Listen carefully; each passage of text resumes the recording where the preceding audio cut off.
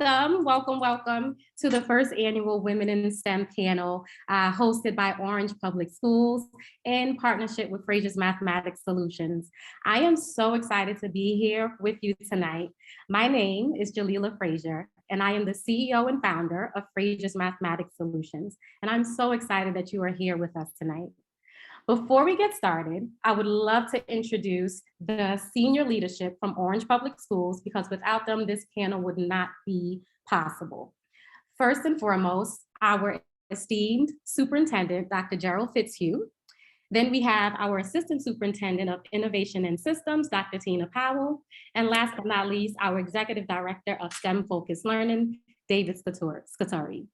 Dr. Fitzhugh, if you can come off of mute and just say some welcoming words to our guests and our panelists tonight, that would be so amazing. Good evening, all. Think of STEM education, you think about innovative and inquiry-based instruction. And this evening's panel is so exciting for us to be able to hear more about the true nature of STEM education. So I say that folks should always sit back, ask critical questions, and listen so they can expand their knowledge base on this important phenomenon. So I'm so glad to be here on a Friday evening. I'm glad that folks are giving up their Friday evening to learn more about this work. And I'm truly honored and blessed to work alongside two great folks, Dr. Powell and Mrs. Scutari, because without their leadership, this conference would not be in play as we speak. So again, on behalf of the Board of Education and my administration, I just want to thank all that are in attendance this evening. I look forward to hearing great conversations that will ignite further discussions in the work surrounding STEM. Thank you so much, Dr. Fitzhugh. We truly appreciate your support and your welcoming words to our guests tonight. Again, my name is Jalila Fraser, and I am your moderator tonight. I am the proud CEO and founder of Fraser's Mathematics Solutions.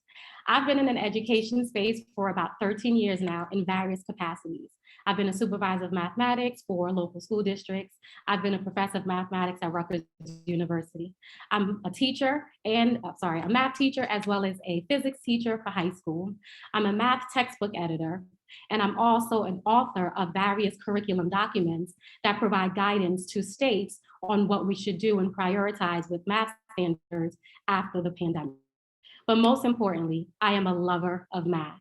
And my main goal in life is to ensure that our students feel supported and feel successful in any career that they go in, but especially in mathematics.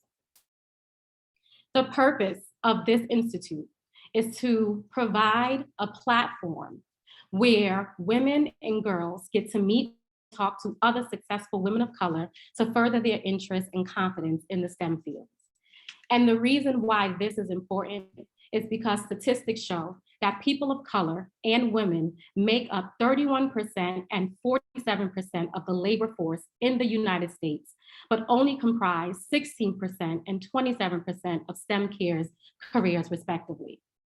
But what's even more dangerous is that by the 8th grade, students, especially those of color and girls, lose interest and feel less confident in mathematics due to social stereotypes and their own fear of making mistakes.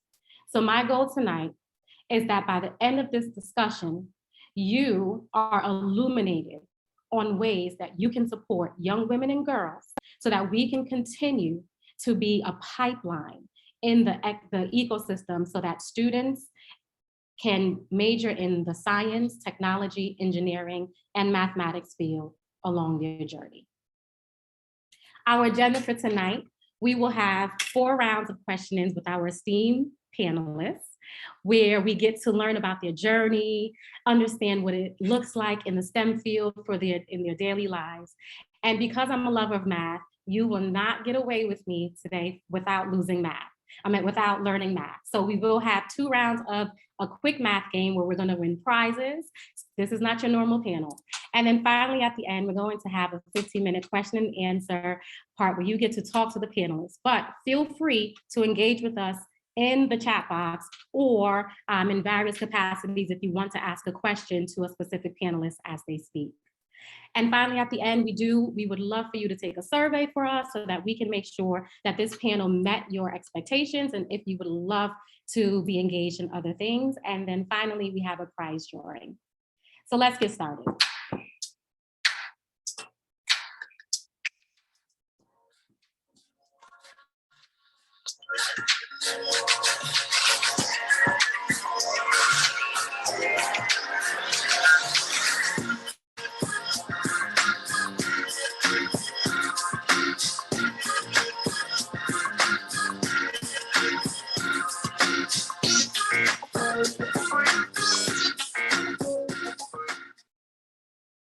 All right, so let's kick it off with our first panelist. So excited to introduce to you Lola Ajitajibi. She is the VP of Research and Development, Product Development, and Process Development for a top secret, innovative contract manufacturing company. It's so top secret, she can't even tell you the name. So that's how deep she's into the science field. Okay, so Lola, if you can just come off of mute and just say hi to our guest. Hello, everyone. I do apologize for my voice. I am currently sick, actually, but I couldn't, cancel from this minute because I know how important it is for the students. My name is Lolade Ejidibi, but everyone calls me Lola. I was born in Nigeria, in the western part of Africa. I left when I was 13, and I arrived here at the age of 14, actually on my birthday. I've always had. I'm sorry, 1 second. We're just going to introduce all the panelists and then we'll get, yep. But thank you so much. So for all the panelists, just come off of mute, just say hi, glad to be here, and then we'll get you all the good stuff during the questioning rounds, okay? All right, next up, we have Big Tech. I'm so excited. Latoya Shambo is with us tonight. She is the CEO of her own company, Black Girl Digital, okay? And her goal and mission is to be a solution to equity wage disparities for Black and multicultural creators in the influencer marketing industry. Latoya, we're so happy that you're here. If you can just come off the mute, wave, and say hello. Thank you so much for having me. I'm super excited to participate. Can't wait to jump in. Yes. All right. Next up, we don't have one tech person, we have two, okay? And this one in itself, she is a heavy hitter. We have Phalen Clark. She is a business intelligence specialist for Electrify America. And if you're not familiar with that, she's worked with the Volkswagen Group of America. And in her role, she works on the strategy team where she provides the necessary data insights to support the success and growth and find areas of improvement for the business's open charger network for electric vehicles. So basically, she's working with electric cars, y'all. Phalen, if you can say hello. Yes, hi everyone. Thanks for having me. Thank you, Phalen. All right, next up, we have our engineer, Olga Garcia. Did I say that right? You don't have to roll with the tongue. And she is a city municipal engineer for the city of Hoboken. And in her role, she manages the city's engineering department. That's right. I mean, she froze with so many things that I do in the engineering department. That's right. And I'm here. I'm very glad to be here. Thank you, Ms. Fraser, for inviting me. It's an honor to be here sharing with the city of Orange. Actually, in my past life, I used to work with a private company and I did work in the city of Orange. So take it away, Jelena. Nice to be here. Thank you, Olga. And last but not least, final panelist, and I will have to say, unfortunately, she's also sick. She just got sick today, but we do have our esteemed stand-in, Dr. Powell. She's, again, the Assistant Superintendent of Curriculum with Orange Public Schools. I do want to introduce Asia really quickly because she's super dear to my heart. Our journeys are very similar. She is the Director of Curriculum and Training at Frazier's Mathematics Solutions, an interim math department head at Packer. And she's also an adjunct professor at Fordham University, and she owns her own business called CFU Tutors. Again, unfortunately, Asia can't be with us tonight, but we will be talking with Dr. Powell as she plays in a similar space of education and mathematics. All right, so welcome panelists. And I think it's time that we start this questioning round. All right, so I'm gonna stop sharing my screen for a quick second. Just so we can have a conversation. So this round is intended for all panelists to have a chance to talk to us, tell us about their journey. And I'm going to start off by asking this question to all panelists and allowing you about 2 minutes to respond, okay? And my first question to you, Lola, is how did you end up in the STEM industry in your career? I wanna know, was it intentional or did you fall into it? Well, I've always had interest in science. When I was young, I used to get in a lot of trouble with my mom. I used to like mix, liquid detergents together just to see the reaction. But I was never really encouraged to become a scientist. In fact, my parents wanted me to become a nurse. That wasn't something that I had any interest in. I grew up in an African home. I'm not sure if anyone is really familiar with, the African culture.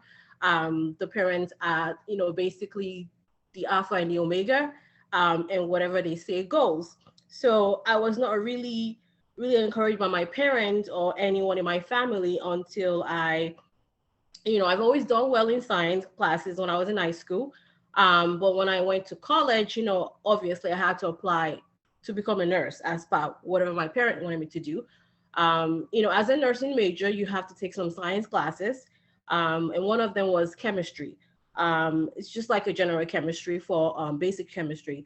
I took the class and I was really, really interested. And I got a chance to meet a professor, Dr. Maria Vogt, who really basically paid a lot of attention to me in the class. And she saw how, involved I was in the chemistry class and asked, if I was interested in, changing my major.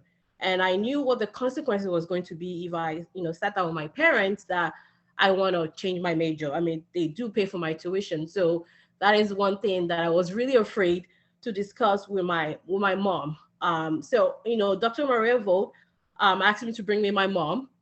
She came to me, to my school. At that time, I was in Bloomfield College as a nursing student. And I basically told my mom I want to, change my major to chemistry. And I mean, African parents are very, very aggressive. And right there, she told my professor that if you do that, I'm not paying for your tuition. And she actually did that. So here I was, on my own. I didn't really get any support. I was very scared. I didn't, I have a lot of families here in the US. I didn't really get a lot of support system from them. But, Dr. Maria Vogt was always there for me. She told me she will really follow through with me from the beginning to the end. And this will basically require me to stay an extra, year. Instead of me graduating in 2002, I'll be graduating in 2003. And I said, that's okay. I went to my advisor at that point. I told the guy that I wanted to change my major to chemistry. And he told me that you would never accomplish it. Chemistry is even more difficult than nursing.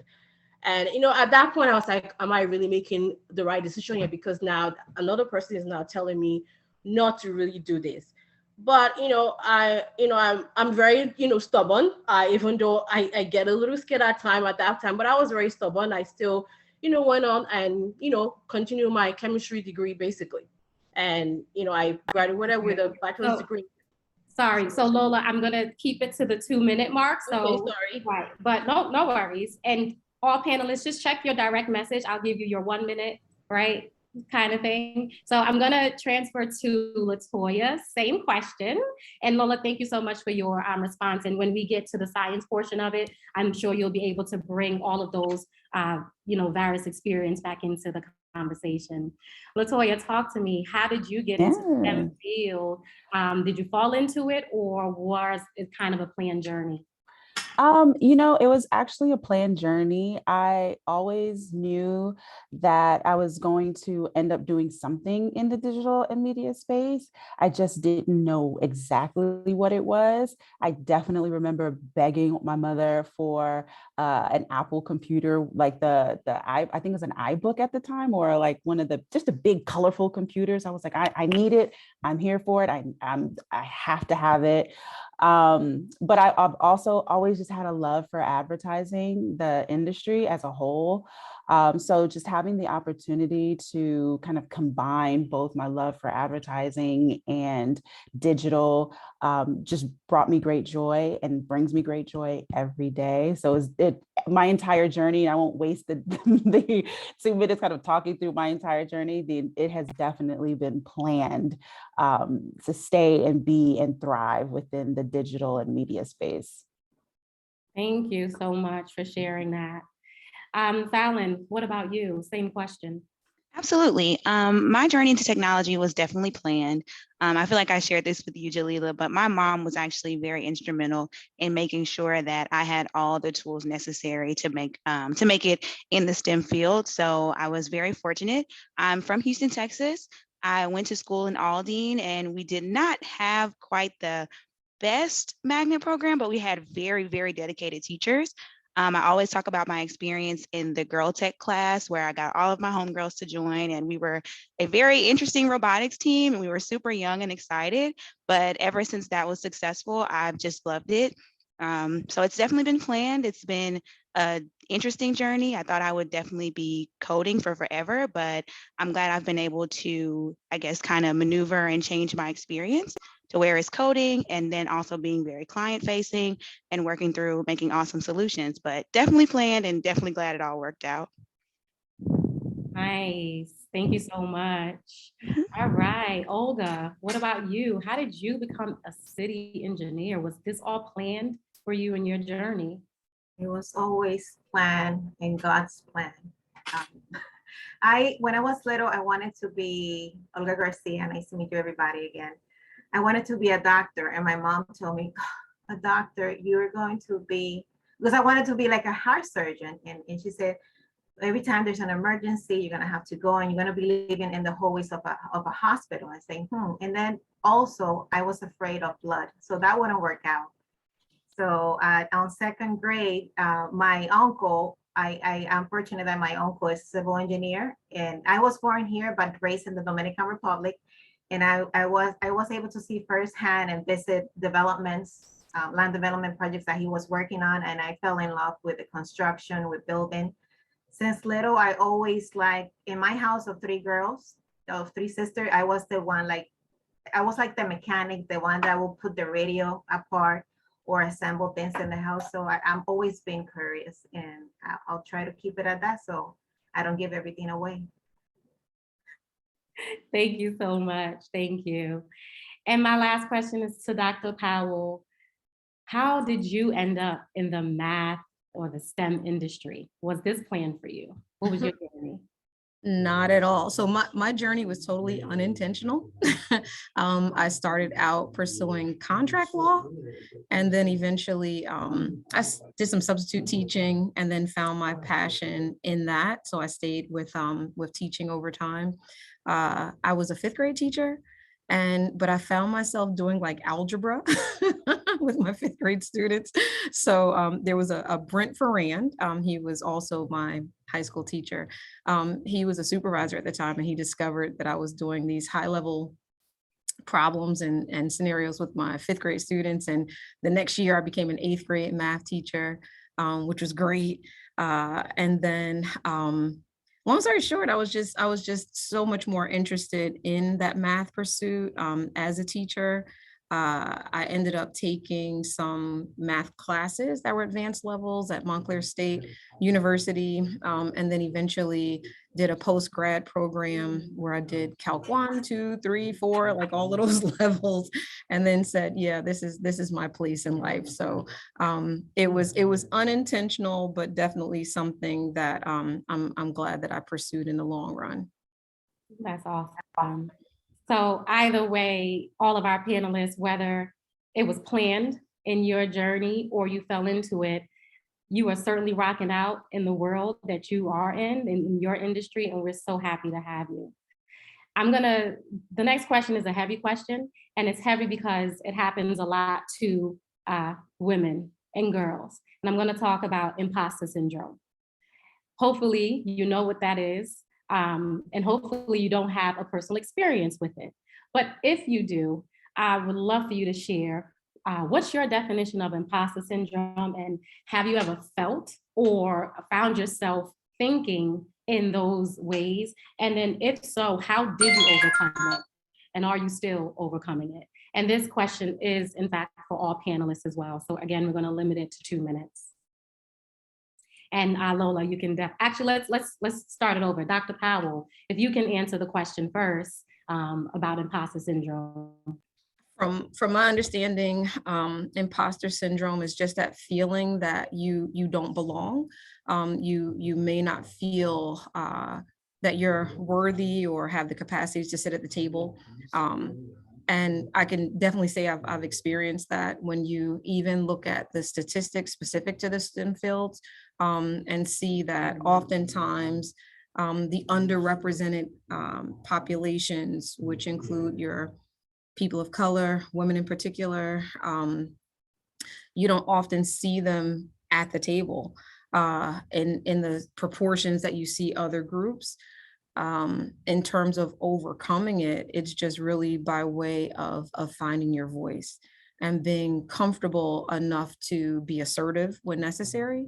You know, and so, yeah, I have to say that a lot of it came from being grounded, you know, by family and experiences and, you know, in those experiences where I'm happy to be at the table. I feel like I have a contribution to make. When you have been entrusted with the lives of students, you want them to also feel that they have a seat at the table. So you have to model that for them. So being passionate about it is half the battle. The other part is, you know, helping those young people understand you have a place, you have a right, and you also have a responsibility to make yourself and your presence known at these tables. Absolutely. Responsibility is a big word, and it's a word that we as adults, we have to ensure that we're, you know, creating that model. So I want to talk to Latoya, because Latoya, your journey is a little different. And, you know, you didn't major in tech, right? You didn't major in coding. However, you are creating things that are so innovative that I think one of your caption is, you know, being proud to stand in a world where the world isn't ready for what you're you know, providing the solution. So I'm sure imposter syndrome is knocking at your door, you know, even now. Talk to me about that, your experiences, and you know, how do you overcome it? Every day, let me tell you, every day, you know, being in a space where I wouldn't say I was the first, but I'm definitely a first in the circle, you know. And when you see the big players stepping up, stepping out, because they have the funding, because they have the resources, because they have the staff, it challenges your soul, you know. But for me, my soul is so solid. You know, outwardly, sometimes I can be, oh my gosh. But then because my soul is so solid inside, I believe so hard, this is what I'm meant to do. I go back to it. The important part of getting over imposter syndrome for me personally is really about self-talk. I self-talk a lot, all the time. And one of the things that I say to myself is there is enough space, because if you go into the grocery store and you look at the bread aisle, there's a million brands of breads. So what? No one cares. They make room for it. If another brand of bread came out tomorrow, there will be enough space on the shelf. And if there's not enough space in that store, there is another store that will accommodate for your brand. So that self-talk for me inside my soul is the constant reminder of there's enough space for you. It's now up to me to step up and step out and get out of my head and continue on the journey that I'm meant to be on. So it's really, the self-talk is the biggest part of getting through that imposter syndrome. Yes to positive self-talk, and yes to finding another grocery store. Okay. And that's how you work around any challenge, right? You find another place. So Phalen, talk to me, right? Imposter syndrome, I'm sure at Volkswagen, there's a lot of people that do not like you, whether it's gender or color or just cultural experiences. How do you work within those spaces to avoid being bogged down by imposter syndrome? I definitely think that I've had, similar to what a lot of the other ladies have said, a very strong foundation. Like I said, I had a very supportive mom. I was fortunate enough to go to Spelman College, HBCU, an all women's HBCU. That was a challenge in itself to find my niche. You get there and you are excited and you're eager, but everyone there is awesome and eager and excited. So you find out what makes me stand out, what makes me special, and you just have to carry that throughout your entire journey. And just remember that you do have a voice. Your voice is valuable. You're a hot commodity in this type of field. Not everyone looks like you. Your experience is different, and you have to speak up and always be willing to. So I am super new to the field of electric vehicles. I know nothing about it. I've been in federal consulting my entire career, but I had to remember I am who I say I am. When I update my resume or go to write a bio or something, I get excited because it's like, you did that. So you should walk into a room and be confident. Remember that you have accomplished everything that's been put in front of you, and the challenges to come, you'll either excel and be great at them. And if you're not, then it's a learning experience. So imposter syndrome is definitely a very heavy monster to deal with, but you can do it. And if you remember that you are special and what you bring to the table, then you'll always be okay. So, yeah. I love it. And kudos to you for recognizing and celebrating your journey. So it's cool to see that your milestone of updating your resume is when you realize and recognize, oh, you did that. And we don't celebrate that enough. And kudos to you for making sure that you cement those places in your memory. Love it. All right, Olga, imposter syndrome. First, you are, I'm sorry, the first female of Hispanic descent city engineer for the city of Hoboken. Am I right? That is correct. Okay, so one, you're breaking down doors and barriers, right? Setting the stage for additional women of color and people that just don't normally sit in those spaces. Imposter syndrome, talk to me about it and how have you overcome it in your journey? Well, what can I say with all these beautiful examples? I cannot stop smiling being here because in a world where I am in the engineering world, I'm typically the one unicorn, and being surrounded by so many beautiful unicorns, I can't stop smiling. And what can I say? I look very young, but I've been in the business for 20 years. So by that time, you just don't care. You know what they're going to say. Where's your boss? I am the boss here. What are you going to say, right? Unfortunately, where I'm at now is a very progressive town. There's a lot of women empowerment, a lot of women directors and division directors in the city of Hoboken. But yes, everything from imposter. I was born here, raised in the Dominican Republic. I went to a Catholic school. I really had a good background in math. I came here to the United States back, went to a community college, the Passaic County Community College, got my associates there, and then transferred to NJIT. Throughout all that time, I did not realize until I got to NJIT how, as I was moving up in my classes, the number of females following into engineering were decreasing. And I was attributing that to perhaps that's because, it's a community college, it's small, not everybody does science or engineering. Then I went to NJIT and I saw the same thing. But that didn't deter me. I think it's my mother giving me that, always saying, you're enough, you're there. And I never saw being a female being an obstacle of becoming an engineer in here. Only when I came here and I went into work is when I noticed really the difference and the fact that me thinking back to my graduating class from high school, I'm the only civil engineer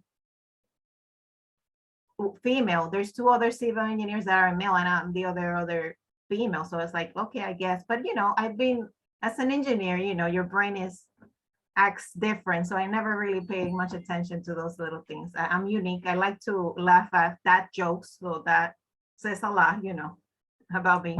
But imposter, yes, it's there. It is there. And you just have to accept who you are and the essence that you bring. Nobody else will have what you have and what you can bring to the table. Thank you. Self-acceptance, accept who you are. And then you made a really awesome statement. You said you didn't really feel the barriers because you knew what you wanted to do, right? So you had some type of laser focus and that was your anchor. So being able to have that strength is amazing. All right. That Last but doesn't not mean that I least. was a chicken. I was a chicken. Of course, oh my God, I cannot stand chemistry, but I say if that guy can do it, so can I. How hard can it be? Absolutely. Lola, talk to me. What about you? You're in this top secret company. I can't wait till I find out, It's who not you top hired. secret. Like, what You is can this? find it on LinkedIn. I mean, I can tell you guys. Um, I work at a nutrition and cosmetic company in Totowa. It's called Ambis Lab. It's a small company, but I have had a lot of experience in other country manufacturer and also other big companies as well. I mean, wouldn't say I've never really felt any kind of imposter syndrome. I have up until I was in my 30s. Now I don't, because I am a leader and I'm supposed to be a mentor to young people. So I would say I did felt it when I was at Avon. Avon, I don't know if you guys were familiar with Avon back then. In 2010, I got my real job as a development chemist at Avon. And Avon, they don't really have a lot of minorities, particularly Black people, or Hispanic at Avon. It's mostly Caucasian and Asian. Um, at Avon, in my department, I was like the youngest Black person there and also African. So I felt a little bit odd, when you walk into the halls. I mean, Avon is a big company in Suffering, New York, and you're surrounded by people who don't really look like you, and sometimes that kind of makes you feel a little bit at odd, and especially when I'm from a different country as well. Although I've been living in this country for such a long time, but at that time, you know, finding someone that you can relate to was really difficult. And I used to like eat my lunch on my desk. I never really go to the cafeteria at all. The first time I tried to go in there, it was like, okay, I don't belong here. So I run back into my cubicle. Everyone has like a cubicle with your lab space where you can actually eat lunch there as well. But I would say over the years, I do have a really great mentor, Dr. Maria Vogt. Every time I feel like that, I'll reach out to her, and she would tell me, Lola, you show them that person, that used to lead my organic chemistry class. And and then I will get back to my normal self. And I feel like just having someone like that in my life. And obviously, my upbringing, I was raised by my grandmother when I was in Nigeria, and she's an alpha female. And, so every time I, feel a little bit down, those are people that will really encourage me up until where I am right now. I mean, right now I don't have any excuse because I have to be a mentor. I have kids, so I have to be a role model, and I have to be strong, and advise young people who experience or go through any kind of doubt in their life. Wow. Thank you so much, Lola. So what I'm getting from you is your anchor was a mentor. Yes.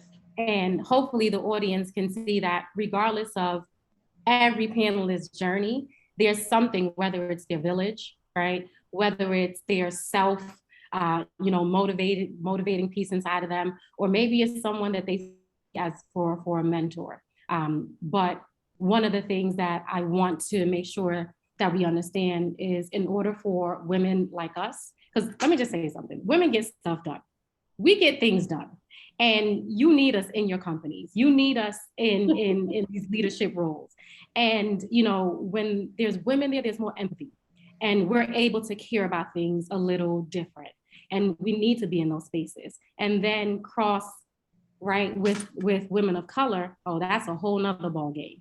Okay, there's gonna be a lot of things that are sparkling in these organizations because of our cultural background. So every female on this panel has that, and they bring such a unique and dynamic piece to any organization, whether they work for it or they run it themselves. This is why we need to ensure that there's a continuous pipeline of women of color in the STEM fields so that we can solve problems that we probably don't even know exist in the future. So I want to say that this is the end of round one of questions. Definitely feel free to pop some additional questions in the chat box. I know the panelists would love to hear from you, but I told you all, this is not just a STEM panel. We're doing some math problems and we're giving away some gifts and some prizes here. So I'm gonna share my screen, and on my screen, I'm going to put a math problem. I'm going to explain the directions to you. And what I'm going to do is allow you time to think about it. And I'm going to say the first person that is able to provide me with a solution, but not just a solution, you have to explain what you did, because that's super important for us in mathematics. You win an awesome prize today, okay? And this is not for the panelists. So panelists, you can do the problem, but you cannot win a prize. These are for our guests. So I'm gonna share my screen and show you the problem. And I'm gonna give you some independent think time. Hold on one second.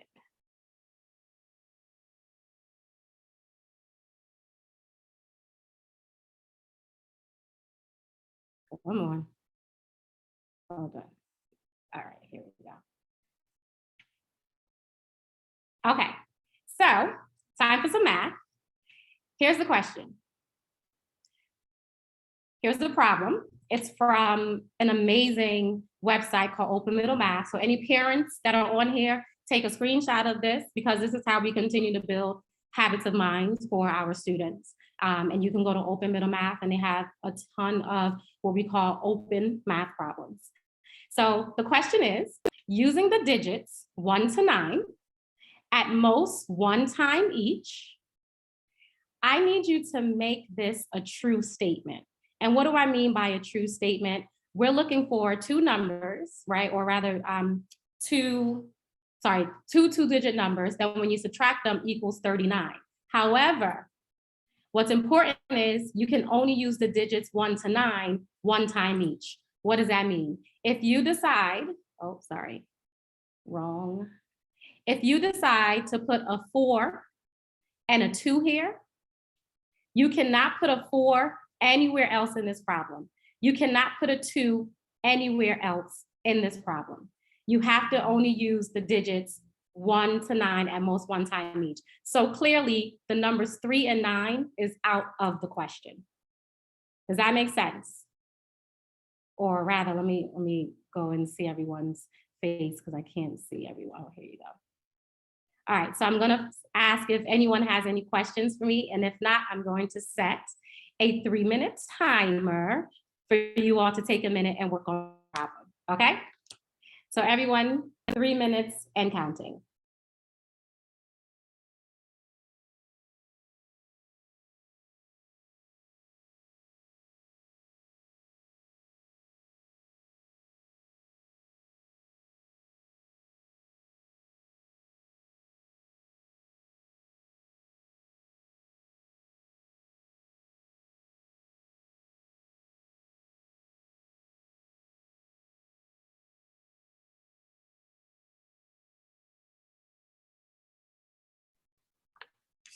And don't underestimate this problem, okay?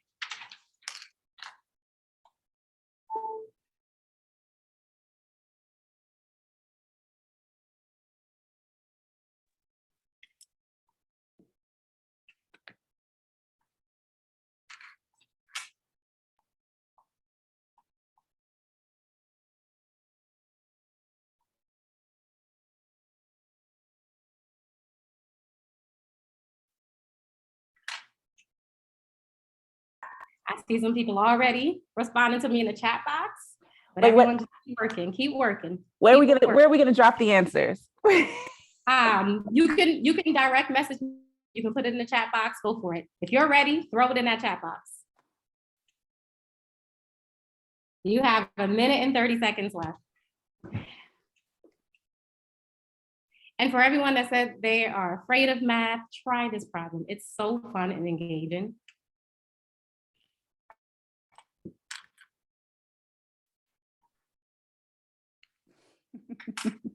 Hey, Maya.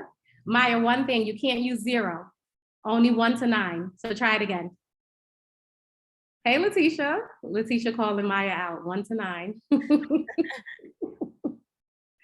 Yes, this chat box is firing.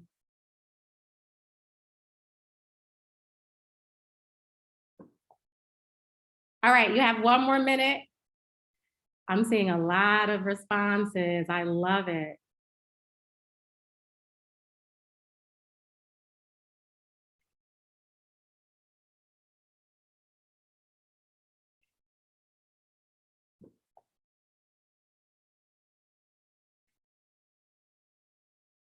I'm seeing a lot of responses.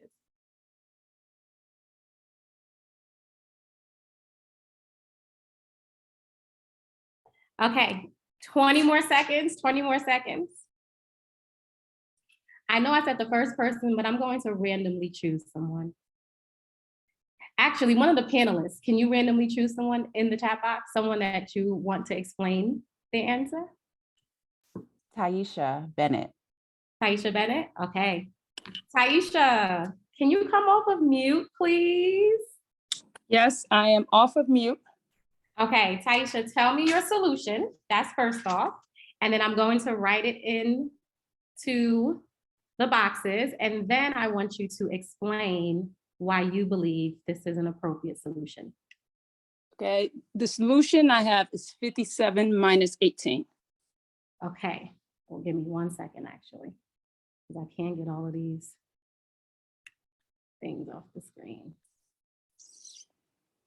Okay, you said your solution is, oh, wait, annotate. Okay, you said 50. 57 Uh-huh. minus Minus 18. 18.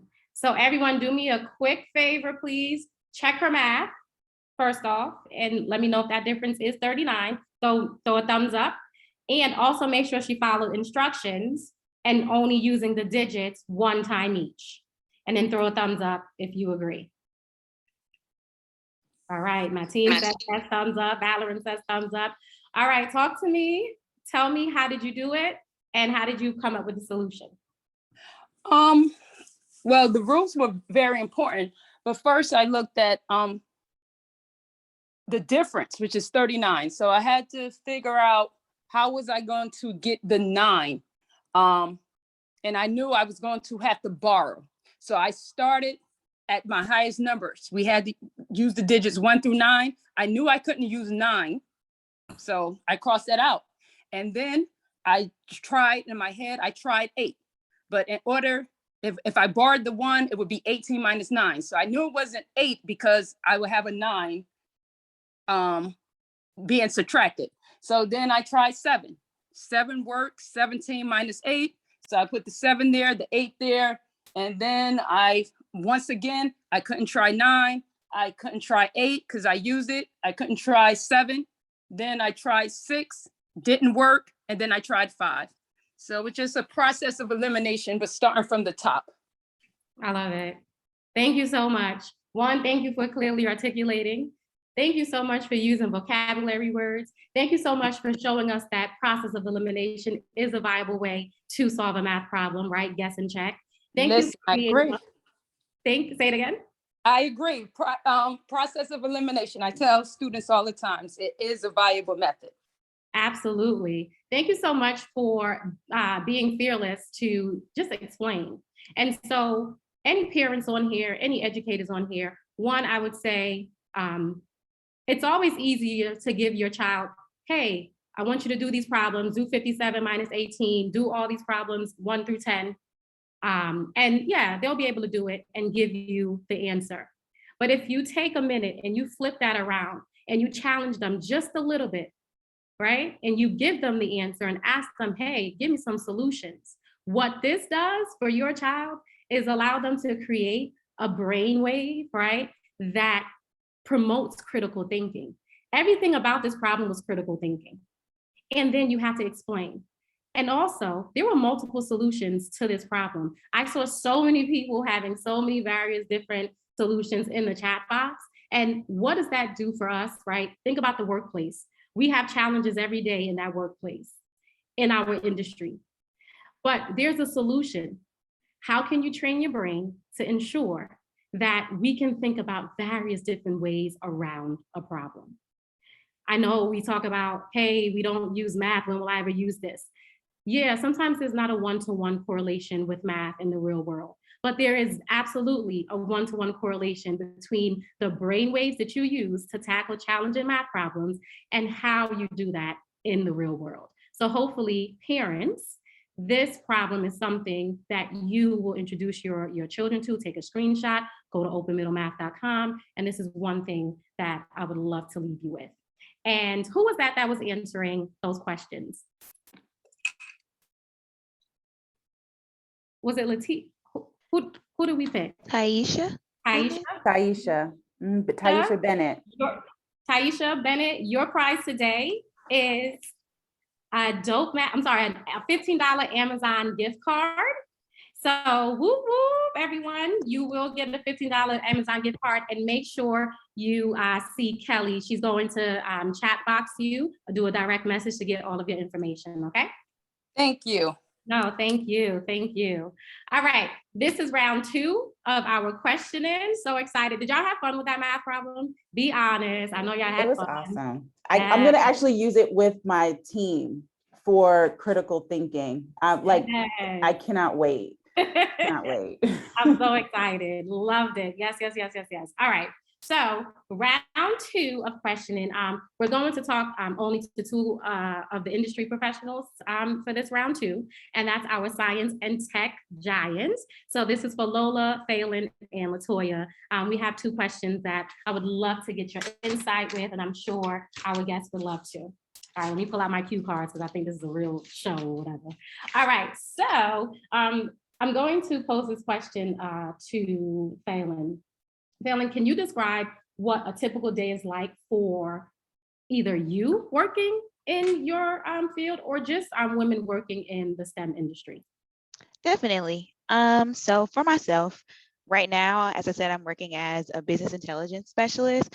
However, that entails a lot of different things. It's a brand new role, so I really kind of do a lot of different things. But I'll start my day off with the stand-up, where I get a chance to talk to some of the developers, so the people that actually program and code and work all day with solving problems, and get their status on some of the things that I've assigned to them. So after we have our stand-up, I will usually go into some additional meetings where I get to use my people skills. I love talking to people and helping them figure out some solutions. Right now, I get to talk to the different teams across Electrify America. So whether that be service operations, any other team that has a need for data, dashboards, reports, they explain exactly what they need to me. And I'm working on updating the forms so that it is a lot easier for them to communicate with our developers, because sometimes what they want, they're not that great at articulating to our developers, and their brains work very differently as well. So I get to be the middleman there and kind of help them to solve their problems, which is really fun.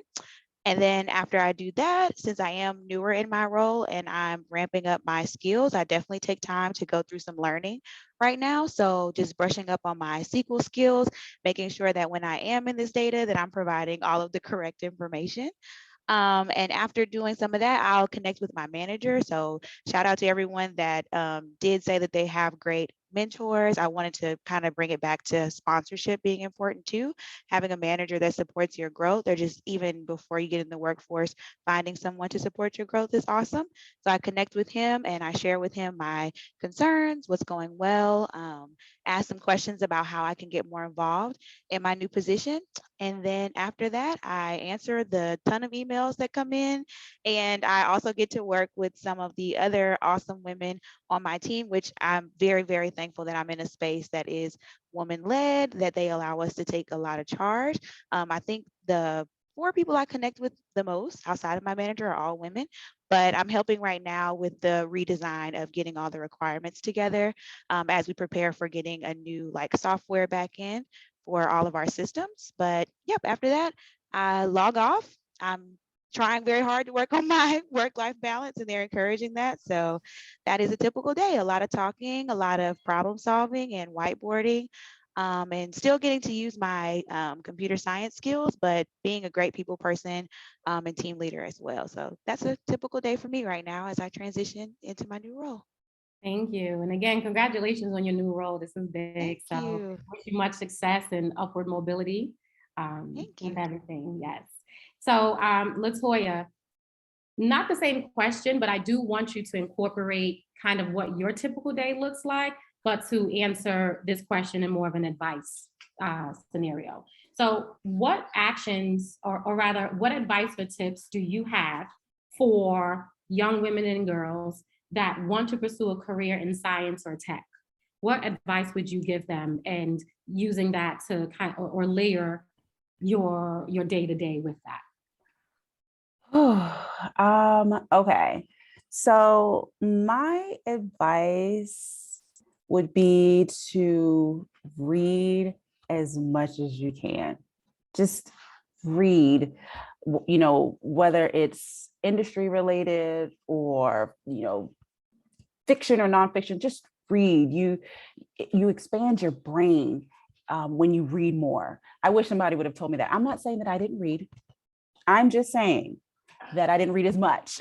I didn't read as much until I got later into my career. So I would just say, where you are now, find the books that, leaders are reading that's in your space. Figure out, just build a reading list. You don't have to read everything immediately. Just have a reading list, read more, and ask questions. Never get to a place where you know it all. The more you ask questions, the more you'll find people are wanting to help you. So my day-to-day is not super typical. No day is created equal. However, I try to create some sort of regimen in my day-to-day, in my schedule.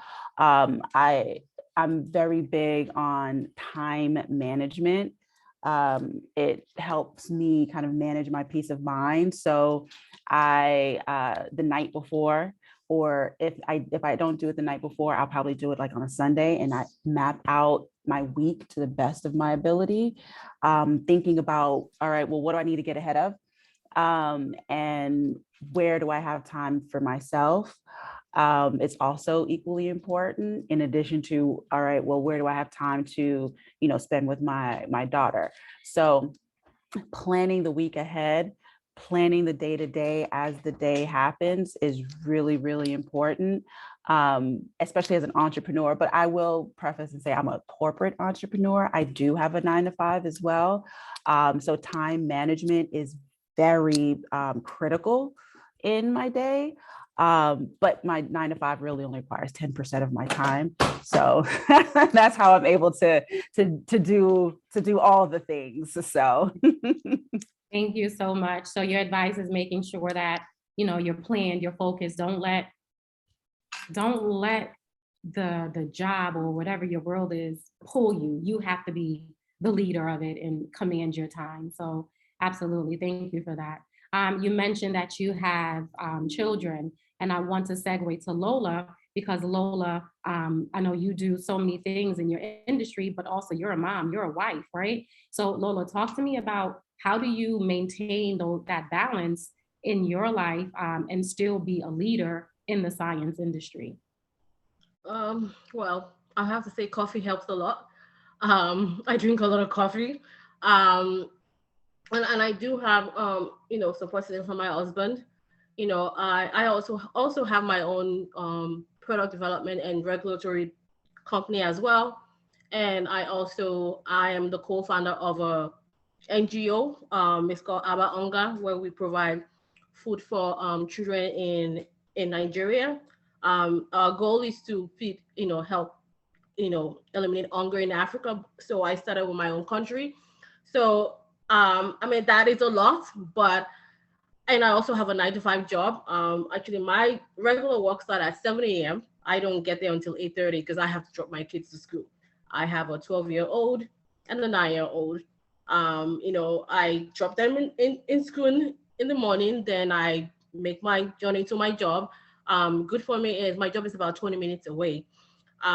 Before I even, drop my bags, people are already running to me, Lola, something happened in production. And I'm like, I need to have my coffee. I can't talk to anyone, without my coffee. So, as a VP of R&D, I also manage, process development as well. And also I do a lot of costing, which is really more financial stuff. It doesn't really have anything to do with science, but it kind of links to it. You know, when you have a customer who is interested in a product creation, you know, they send us, you know, their benchmark, for example. And then we look at the ingredients that they want. Then we, you know, create a formulation. Then we start costing it.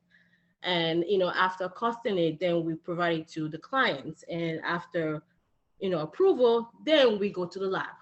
So, you know, a lot of my roles is not just about science. You know, I don't really have a lot of time to actually go to the lab now, even though I love to go to the lab. You know, I have a chemist who's in the lab. So a lot of my role is really taking some of the jobs that the CEO don't have time to do and the VP of the company. So, you know, I juggle that with, being managing and creating projects for the chemists and the staff as well. And also, talking to a lot of customers. You know, I can have like maybe 4 meetings in a day, and I also have to cost maybe 20 formulas in like 2 hours. So, and then, my work hours is a little different now, after COVID, things, the schedule with the school is completely different. So I work from like 8:30 to 2. So 2 o'clock I leave and I have to go and pick up my kids. And while I'm waiting on the line, I am responding to emails, on my cell phone. And, when I come back home, then I'm doing costing. But when it's 4 o'clock, I'm at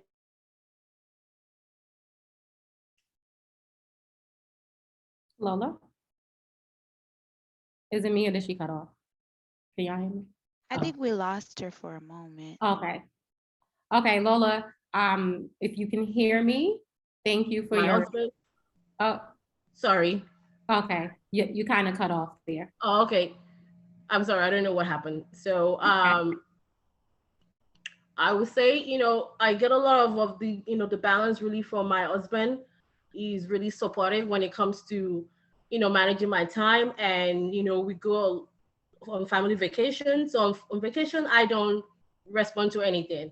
So it's, if I even try to pick up my phone, it's my husband just take it away from me and that's it.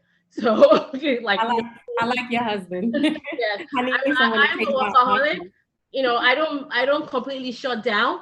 My husband is the kind of person that goes on vacation, he comes back, he doesn't remember his password. I mean, I still do. So, but I would say the balance really, it's really from a support from my husband, and also, trying to basically pick a time that I know that Lola, you have to shut down. Yeah. Basically, Absolutely, because you have to be present for your family. Exactly. And if you're, burning a candle on one end, you don't have the energy for your family, for your kids, and then how are you ever going to get them into the STEM field? So yeah, you got to shut down. Thank you so much for talking to us about work-life balance.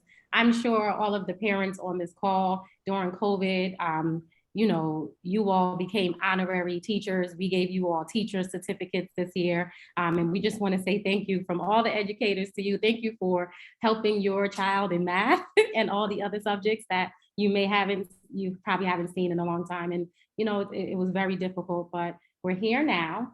And I want to say thank you to our science and tech panelists, because that is the end of your questioning round.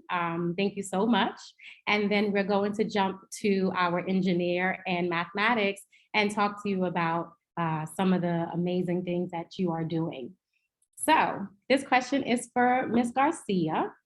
I want to know, so with engineering, right? There's so many, engineering is so broad, right? You can be an engineer as a train conductor all the way up to an audio visual engineer, right? But in your role as a municipal engineer, what exactly does your day-to-day look like, right? So that's my first question. And then how is mathematics, or how did you have to use mathematics to become an engineer? Yes, so within within the engineering world, we have civil, we have mechanical.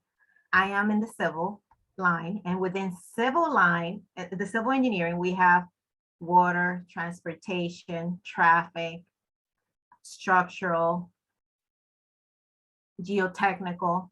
So look at all those within civil. When I went to NJIT, I focused on transportation and engineering, and I also did my master's in, but I focused on construction management. While at NJIT, I was fortunate enough to obtain an internship in municipal engineering. So in 2002, I entered that field and I fell in love with it. Why I fell in love with it? Because I felt that I was making a difference to a community. And what a great satisfaction that you work in a simple road resurfacing project or a sanitary or storm sewer project, and you get to build it and you get to see the residents. So that felt my soul a lot. Sometimes as an engineer, you get to work in projects. If you go into the technical side, especially the bigger projects like bridges or buildings, you take at least 2-3 years. And sometimes those projects don't get the funding or don't get built. I am fortunate that in this world where I work, in this municipal world, I get to see the projects. I get to see the park projects that feel good engineering. How does my day look as an engineer, as a city engineer? You can imagine that as a city engineer, you get to manage the projects that are going on, the active projects. In the city of Hoboken, it's only 1 mile square, but you will be surprised. Only the projects that are going on within the public right of way, which is the roads, the sidewalks, it's enough to keep 2 full-timers busy, engineers. And forget about the work that is being developed for private properties, such as buildings or supermarkets, you name it. How is my day? I wake up in the morning. I start the day by checking my emails, responding to emails on my way to work on the train. I get there. I typically at a minimum Monday through Thursdays, I keep my Fridays open. At least at a minimum, I have 3 Teams meetings. If I'm lucky enough, I get to visit the site. Now that the weather is nice, I get to visit the sites and make some changes. And as well as more in the administrative portion, higher up. So we get to work on capital improvements, capital planning for the future, and making the hard decisions and explaining to the mayor and to the council, okay, this is our plan, this is the money that we have, and this is why we have to bond or get more loans to get this project happening. I am kind of in the middle of why we have to explain. I have to explain why we need this, why this is important. But you know how politicians sometimes, in order to get that money to do that project, sometimes you have to raise taxes. So it's a delicate balance. How you manage that, you ask for grants from the state of New Jersey or for the federal government, and even that, managing those grants, it takes an effort, because the grants only cover a certain portion and the other portion you always have to cover. There's no such thing as a free lunch. And as well, in my world, I have to have people skills. Yeah, I'm not just about to say that, right? So yes, you can get your engineering degree, but if you want to work for city government, you have to network. You have to know people. You have to build relationships. And I'm sure that's in every industry, but definitely when you are responsible for making a city move or keeping the city up, you have to be able to manage those things. And those are those soft skills that we have to learn. So Olga, congratulations to you in your roles and in your different capacity. One of the reasons I'm extremely passionate about making sure that students enter the STEM fields is because although I'm so proud of the education that I received in high school, I graduated #1 in my class. I was the valedictorian. However, thank you. However, I did not take a physics class. No one actually advocated for me and said, you need to take physics, you need to do this, you need to do that, right? And so the first time that I ever took physics, I was my second year, I was teaching, and there was this program that came to my school and said, hey, do you want to be a physics teacher? We need more physics teachers. And I was like, no, physics is hard. And that was my imposter syndrome, right? But somehow, some way, I took the course and I taught physics for the first time to students as I was learning it myself. And it was eye-opening to realize that this is something that I could have excelled in, and maybe my journey would have been different had someone advocated for me and pushed me into those spaces. So I will say this, right, to our parents and to our educators, sometimes our children don't know what they need. And it's important for us to put them in those spaces to cultivate their mind, cultivate them. And what I don't want to happen is for missed opportunities, for students to not have access to things that, you know, everybody else does. So this is the reason why this panel is here, so that we can, you know, spread some light. And I'm going to now segue to Dr. Powell, because our journey is a little similar in terms of the spaces we play in the math education space. And I met Dr. Powell when I was a math supervisor, and we just connected just around the love of math, but also around the love of making sure students are fully engulfed in all the things, the beauty of mathematics. So Dr. Powell, again, thank you so much for making sure that this panel happens, you and your team, Mrs. Scottori and Dr. Fitzhugh. But I want to know from you, right? We know that there's a stigma when it comes to mathematics. Mm-hmm. It's either people hate it or they love it. Mm-hmm. I usually don't find people that say, I'm a little in between. Like people are fearful of it, or they say, I love it. So my question to you is, have you struggled with math as a child, or were you always, you know, you had that aptitude? And then with that, how do you show your students in Orange Public Schools that they can be champions in mathematics? Oh, those are good questions. I don't remember struggling specifically with math content. What I did struggle with though was having a bad memory, which I still have. And so I'm being fully transparent. And the folks on the call that know me, they know I have a terrible memory. I didn't discover what math was in terms of conceptual understanding until I had a teacher who told me that there was going to be a pop quiz. And she said, you're going to have to memorize all of these. It was a calculus class. You're going to have to memorize all of these formulas and things like that. And I just didn't have the capacity to remember all of that. So what I would end up doing is actually on test, I would redefine equations. I would rediscover the equations for myself. And then I understood it because I understood the process and I understood the concept versus just the steps. And so with that said, that's how I taught. I taught the same way. I taught where I didn't want you to just understand just how to go through the steps. I wanted you to understand the process. I wanted you to make sense of problems. The answer oftentimes isn't even important. You know, it's the quick validation, it's the check, but it's not as important as the process. If you can understand the process, you can continuously reapply it to other scenarios that are unfamiliar and unexpected. So that's in general how I support teachers. When I was in that capacity, just ensuring that they teach for conceptual understanding. So understand the how and the why versus just that final answer. Absolutely. Thank you so much. You know, probably when we all learned math, it was very procedural, and many of us probably were able to be successful in those stages. So just like you, my journey, I learned it the same way, but it wasn't until I met, and I'm just going to call them out because I see so many of my former students on here. Yes, Letitia, I see you. Yes, Maya, I see you. Yes, Dalila, I see you being here.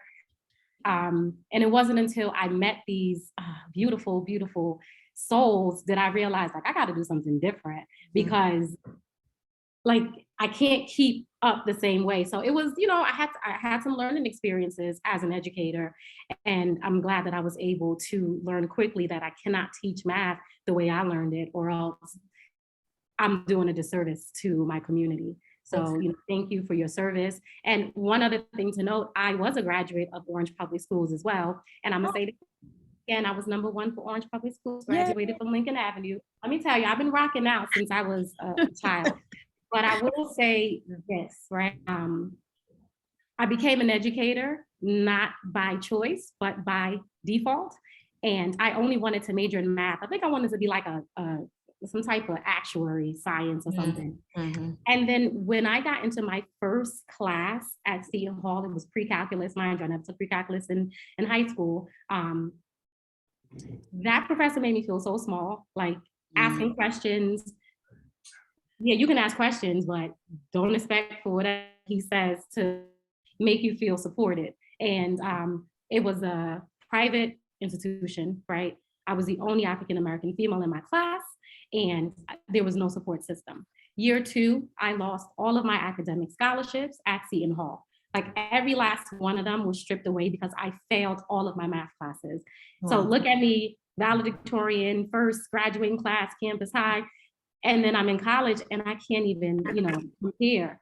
And needless to say, obviously my journey didn't end where that story was, but my goal was to make sure that my students, they did not have that experience and no one was to ever make them feel small. So while teaching them math, I tried to empower them that you can be flying cute and still be smart, right? That you can do all these awesome things and still kick down these doors. So that's my journey. I continue to do that each and every day. I'm just so grateful that this panel has been amazing. We're going to step into the last round and it's only one question and I'm asking for all the panelists to keep it to 30 seconds. So this is where you use your, short-winded.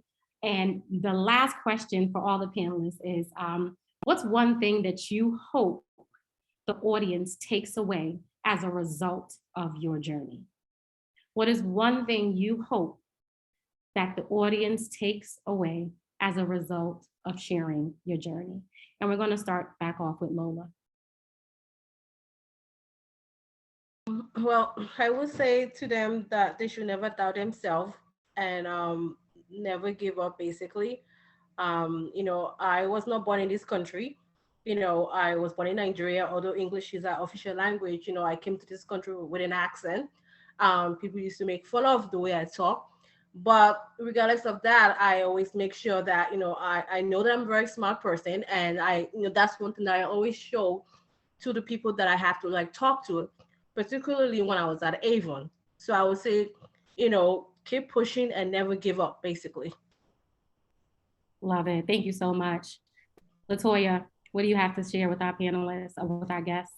I know you said one thing, but I'm gonna give two because Right. in hearing your story and your journey, it speaks to my second point. But what I want people to notice and just remember of everything that you said, and you didn't say it, but you were so unapologetic about who you are and what your acclimates are. I was number one, and it wasn't, it wasn't, oh, I was number one. I was number one. I was like, yes, say it once, not once. No, say it twice, not say so. No, say Listen, it 3 that took a times. lot. My sister's on this call. That took a lot of practice because she would say, Jalila, you don't tell people who you are. I'm gonna tell them, Jalila, you need to tell people who you are. Like imposter syndrome was like, so I would say that this is a new journey for me. And I had to practice even saying that tonight. So thank you for recognizing that because that was growth for me. I loved every minute of it. And when I heard it the second time, I was like, yes, that's my girl. Yes, I'm number one. I loved it. Okay. So my quick point is focus on what brings you great joy and dismiss anything that doesn't. In this moment, life may appear to be hard and you may feel like it's not going your way. But if you focus on joy and focus on your big dream, nothing will get in the way of that. Finding joy in the process and the journey to your big dream, not the distraction to it. There are going to be many things that distract you. There will be people who annoy you, sure, but just push through and push past it. Joy will outlive pain, anger, sadness, and frustration. You won't like everything that happens to you, but this is life. You should find the joy in knowing that you'll get through it to get to it. And what you're going to get to is greatness that's waiting for you on the other side. And Thank you. Thank you so much. So joy to greatness. Love it. Phalen, sorry. How Uh, about you? What do you want to say to our guests? Yes, I would definitely just say to know that you're special. I always find solace in knowing that I can only bring, or I bring a special perspective. Nobody else can be me. You'll be chosen to do things for a reason. So when you are called upon, step into those roles with confidence. And if you don't have it all at that time, then just fake it till you make it, because you will get there. You have been, like I said, you've been called upon to be special. People trust your knowledge, and you should get in there and be confident in that. And to find a tribe, I have a great tribe, and I think it just pushes me to do more. So I really hope that that's what people take from today. Thank you so much. You are special. Yes, Ms. Clark, you are special. Olga, talk to us. Oh my God, what can I say when everything has been said? You will be in places that people may not look like you, and it's going to be okay. Rely on those colleagues that will help you through. And it's okay. I started my field, I didn't see women that look like me being engineers, but don't let that set you back. There will be people, male, white male, that will support you. And for them, I'm very grateful that I'm here and that they supported me in my career, that they didn't doubt me and they trusted me in doing work that helped build my confidence level. So accept who you are, be special, and it's okay if somebody doesn't look like you. It's going to be okay. You will be that special, beautiful person that brings joy to that office or to that place. Thank you so much, Olga. Thank you. And last but not least, Dr. Powell, what do you want our guests to know? I have two quick comments. Okay. First, I want to speak to just the idea of the power of the collective. I think that I heard that in Ms. Clark's response in terms of the power of the tribe. This is a definite example of the power of the collective. Going back to what Olga said, your collective supports, they don't have to look like you. You know, be who you are, be strong in who you are, but be super comfortable in terms of establishing diverse circles, you know, and knowing your contribution within that circle. The second is just the idea of whenever confronted with two paths, take the difficult one. Iron sharpens iron. Every time you have that opportunity, whether it's an easy route or something more challenging, is that challenging route that'll grow you. I was tapped, and I have to throw this in like super quickly. I was tapped about 7 years ago to open a STEM high school. They gave me a building and a budget, and I'm like, what am I going to do with this, right? And so it was those two bits of advice that got me through that process.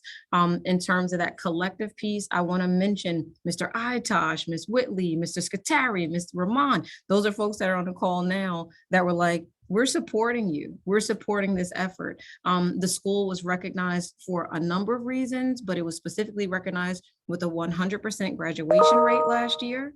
It was also recognized with 100% of those students that graduated going into colleges. Every single student was selected for a college, accepted for a college, and attended a college.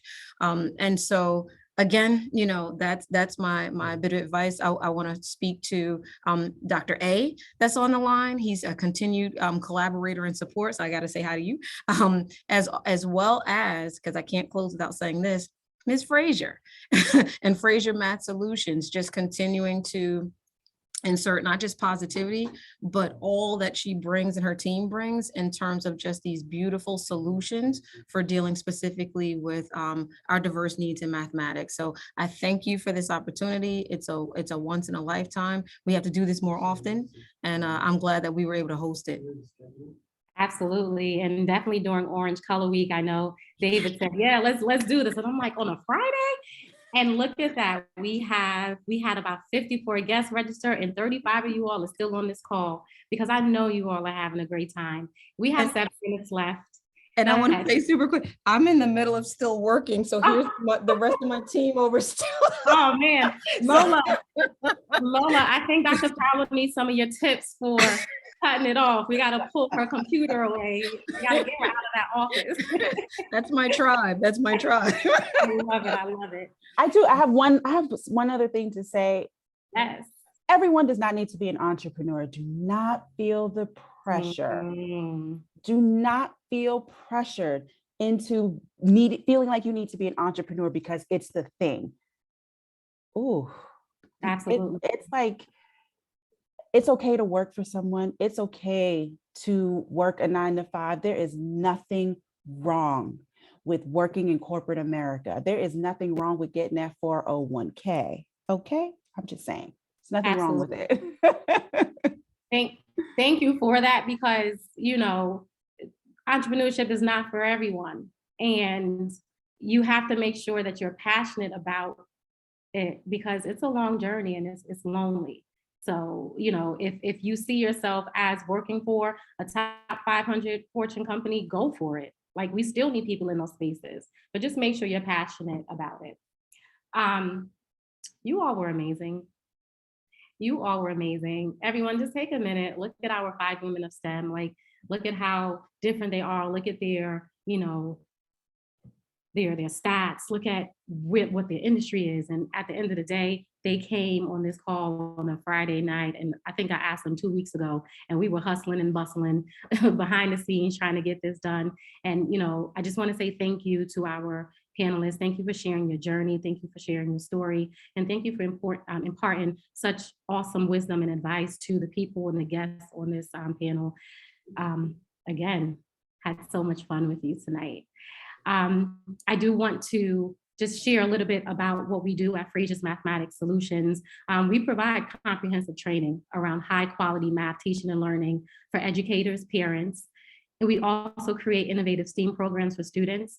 And we have this amazing product called the Dope Math product line of notebooks, pencils, and rulers. And we do that to help students illuminate in the math classroom. The cornerstone of my company is to make sure that you illuminate your life.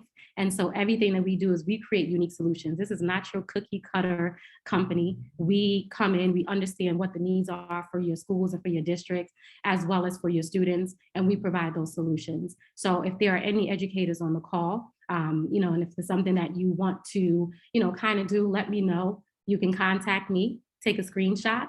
But all are the guests, I'm sure you saw us in different capacities, but follow us on our various social media channels. And I'm super excited to introduce these dope math battles. So just take a picture of this screen so you can take it away from you. And if you have any questions, give me a call or send me an email. And again, I want to say thank you. I hope that you all are able to give us some feedback from tonight's panel. You can do one of two things. Scan this QR code with your phone, or we're going to put the link for the survey in the chat box, and you can just click that. Kelly, do you mind just throwing that link in the chat box for everyone for us? We want to hear your feedback. We want to know if this is something that you like, if you want more of it. You know, again, if there are any parents on this call and you want your school to provide a panel or any type of events, let us know. But we, you know, want to make sure that we honor these various spaces. And we are going to have one lucky person. We'll raffle off one more dope math notebook for you if you answer the panel. All right, so I want to say thank you. Thank you, thank you, thank you. Orange Public Schools, thank you so much for allowing me to partner with you on this annual event, this first event. It was such a pleasure to talk to you all tonight, and let's give it up for these panelists. And look at that, we ended 3 minutes early. I gave you 3 minutes back to your Friday. Ms. Frazier, can I use 1 minute to let everyone know about our STEM festival happening tomorrow? Absolutely. So we have a STEM festival happening at Orange Park, located on Central Avenue in Orange, New Jersey. It's running from, Mr. Scutari, you may have to correct the times, but I think 9 a.m. until 1 p.m. tomorrow? 9 to 12. Yep. 9 to 12 tomorrow. So please come out, enjoy. It'll be a morning filled with STEM events, math challenges, rocket launches, just robotics, a host of competitions and events for families, to come and partake in. So we would definitely love to have you there. That sounds like a lot of fun. My team will be there as well. So if you're looking for some math notebooks, you can find our table. We have a lot of cool stuff there. And just what Orange has been putting on for the whole week with this color festival has been amazing. So definitely check them out. We are going to stay on the line. If anyone has any questions, if they want to come off of mute, feel free. We're here for another quick 10 minutes. So we are at your beckon and call, but if not, have a wonderful evening, everyone, and thank you so much. Good night, all. Good night. Good Dr. night. Powell, if I know you probably have NJIT representatives, but I'm part of NJIT, and one of the things that NJIT is looking for diverse students to increase their diversity at the school.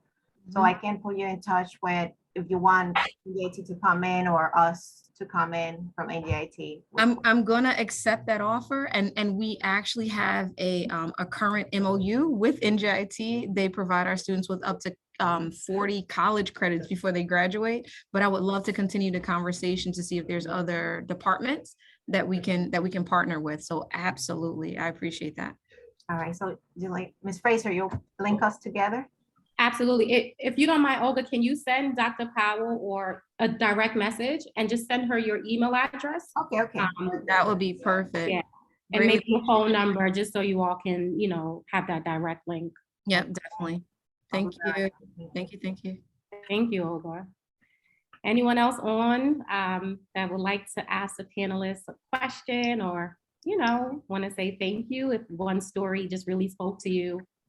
Let us know. I don't want to ask a question. I just want to thank everyone. This event was absolutely incredible. The panel was amazing. So I just want to thank you. It was a wonderful Friday night. The turnout was great. So just thank you all. This was great, and it leads beautifully into our event tomorrow. So thank you all and for your time and just inspiring stories. Thank you. Yes, it was inspiring. All right. Don't be afraid now. We're on for about 5-10 more minutes. So if you all are still on the call, I think you have a question that you might want to ask. So if you want to ask a question, go for it. Oh, I also want to mention that that I am looking for intern, particularly for my consulting business. Anyone who's interested in learning some of the things that I do in the science world. I do have my own company, so I am open to someone who's interested in learning about my industry and learning about regulatory and product development, and they can reach out to me on my Gmail. Yes, thank you. If any parents on here and your child wants to get an internship, just send Lola a quick direct message, give her your phone number, and I'm sure she'll definitely reach out to you. All right. Glad everyone enjoyed the session. Make sure you take the survey. So if there are no other questions, what I'm going to do is put all of the guests back in the waiting room, and feel free to log off whenever you want. And I'm going to just have a quick powwow with our panelists and the rest of the team. So again, thank you all so much, and have an awesome, thank you. This is excellent. Thank you. Yes. Kelly, can you just put everyone else in the waiting room, and definitely keep Dr. Powell and David along with the panelists and translators.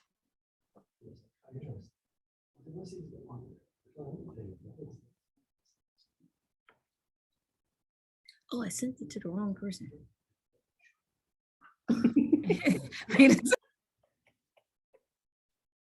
Somebody got your number.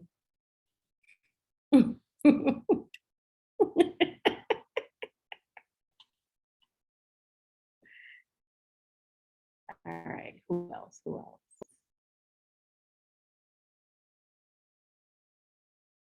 Almost.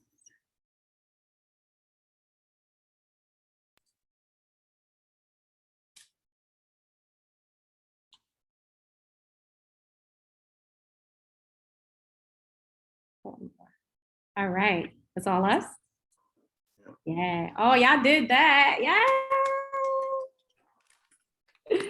This was so awesome. That was wonderful. Oh, Yes. that's so good. It was amazing.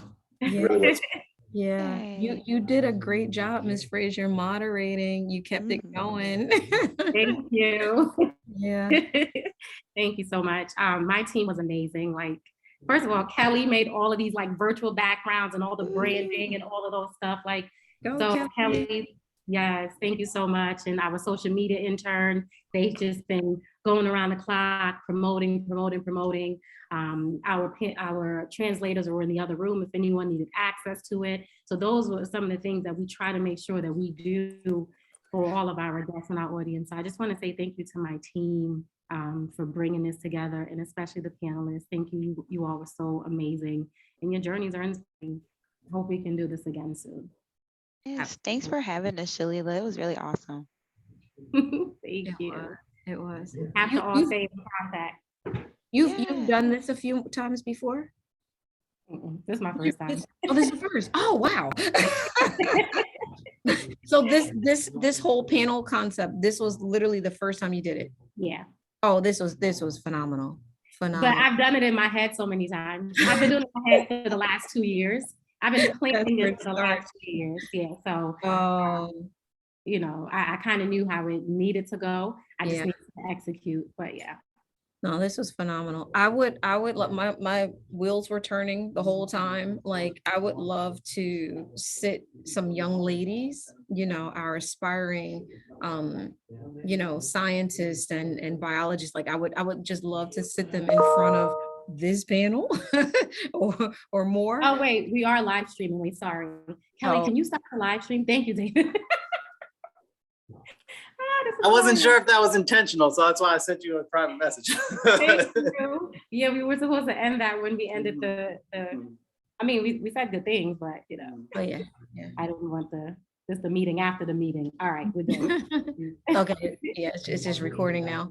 But Yeah, yeah, let I me- was just saying I would love to sit some of our young ladies in front of this type of energy